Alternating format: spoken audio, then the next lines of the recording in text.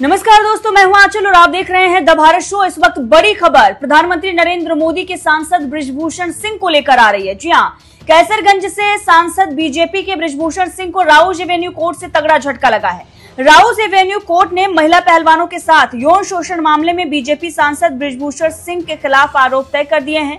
Rouse Avenue court ने यह भी कहा है कि बृजभूषण सिंह के खिलाफ आरोप तय करने के लिए पर्याप्त सामग्री मिली है। आपको बता दें कि 5 महिलाओं के साथ यौन शोषण मामले में बृजभूषण सिंह को आरोपी तय किया गया है।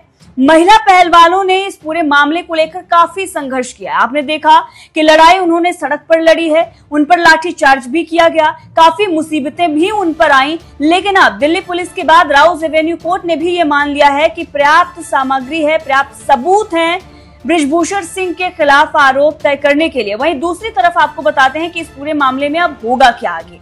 ये तो आप सभी जान गए कि बृजभूषण के खिलाफ यौन शोषण मामले में राउज एवेन्यू कोर्ट ने आरोप तय कर दिए हैं। लेकिन कौन कौन सी धाराएं लगाई गई हैं, कैसी धाराएं हैं, आगे क्या कुछ बृजभूषण के सामने खतरा मंडरा रहा है, बीजेपी पर कैसे इस पूरे मामले का प्रभाव पड़ेगा, और बृजभूषण के बेटे करण भूषण जो कि कैसरगंज से सांसदी लड़ रहे हैं, बीजेपी ने उन्हें टिकट दिया है, उनके ऊपर क्या प्रभाव पड़ेगा इस पूरे मामले को लेकर, चलिए विस्तार से बात करते हैं। अब जैसे ही राउज एवेन्यू कोर्ट ने इस पूरे मामले में सुनवाई के दौरान आरोप तय किए, उसके बाद से ही सनसनी मच गई है। बृजभूषण सिंह के पुराने बयान भी सोशल मीडिया पर वायरल हो रहे हैं, जिसमें बृजभूषण ने यह कहा था कि मैं फांसी लटक जाऊंगा कि अगर आरोप सिद्ध होते हैं। लेकिन जो महिलाओं ने कहा पर्याप्त सबूत अब कोर्ट में भी पेश किया गया, कोर्ट ने भी ये माना कि पर्याप्त सबूत हैं।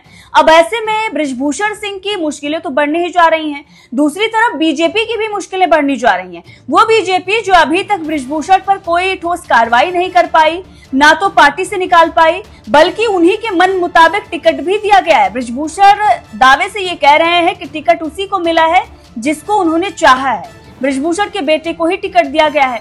अब ऐसे में बीजेपी के खिलाफ लगातार आप देख रहे हैं कि जनता के बीच ये मैसेज जा रहा है कि बीजेपी ऐसे लोगों को बढ़ाती है, ऐसे लोगों को बीजेपी जो है वो पालती है जो लोग महिलाओं का शोषण करते हैं या महिलाओं के गरिमा को ठेस पहुंचाते हैं या फिर महिलाओं का उत्पीड़न करते हैं। बीजेपी हमेशा उनके साथ खड़ी रहती है। अभी प्रज्वल रेवन्ना का केस ठंडा भी नहीं पड़ा था कि अब बृजभूषण का केस जो है वो सामने आ गया है। चलिए आपको बताते हैं कि कौन कौन सी धाराएं लगी हैं, और ना सिर्फ बृजभूषण बल्कि उनके सचिव के खिलाफ भी आरोप जो है वो तय किए गए हैं। बृजभूषण के सचिव विनोद तोमर के खिलाफ भी आरोप तय करने के आदेश कोर्ट ने दिए हैं। कोर्ट ने यह माना है कि बृजभूषण के खिलाफ आरोप तय करने के पर्याप्त सबूत हैं। दरअसल बृजभूषण के खिलाफ धारा 354 यानी कि किसी महिला की गरिमा को ठेस पहुंचाने के इरादे से उस पर हमला या आपराधिक बल, 354A यौन उत्पीड़न और धारा 506 आपराधिक धमकी के तहत आरोप तय करने का आदेश दिया गया है। वहीं कोर्ट ने यह भी कहा है कि विनोद तोमर के खिलाफ आईपीसी की धारा 506(1) के तहत आरोप तय करने के पर्याप्त सबूत हैं। तो आपने देखा कि कौन कौन सी धाराओं के तहत जो है वो एक्शन लिया गया है। दरअसल पेश मामले में दिल्ली पुलिस ने बृजभूषण सिंह के खिलाफ 15 जून 2023 को ही धारा 354 किसी महिला की गरिमा को ठेस पहुंचाने के इरादे से उस पर हमला या आपराधिक बल, 354A यौन उत्पीड़न, 354D पीछा करना और धारा 506 आपराधिक धमकी के तहत आरोप पत्र दाखिल किया था।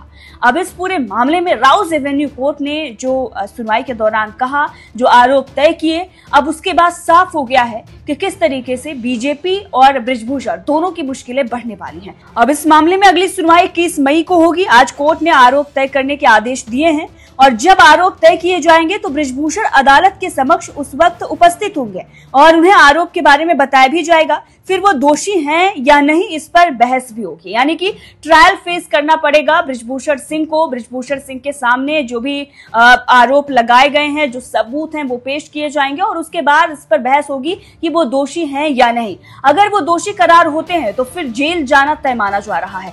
अब बृजभूषण अगर जेल जाते हैं तो फिर क्या माहौल बनेगा बीजेपी को लेकर। और उत्तर प्रदेश में बीजेपी जो ये सोच रही थी कि 80 में से किसी न किसी तरीके से 70+ सीटें वो ले आए, अब बीजेपी का ये सपना धरा का धरा रह जाएगा ऐसा लग रहा है।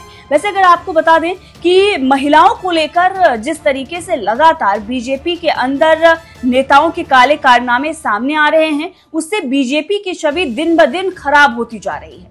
दूसरी तरफ बीजेपी ऐसे लोगों पर कार्रवाई न करके एक संदेश भी दे रही है कि वो महिलाओं के साथ नहीं बल्कि ऐसे लोगों के साथ है जो रसूख रखते हैं और अपने दम के बल पर किसी को भी किसी तरीके से हानि पहुंचाने का साहस रखते हैं। बहरहाल इस मामले को लेकर आपका क्या कहना है, कमेंट करके जरूर बताइएगा।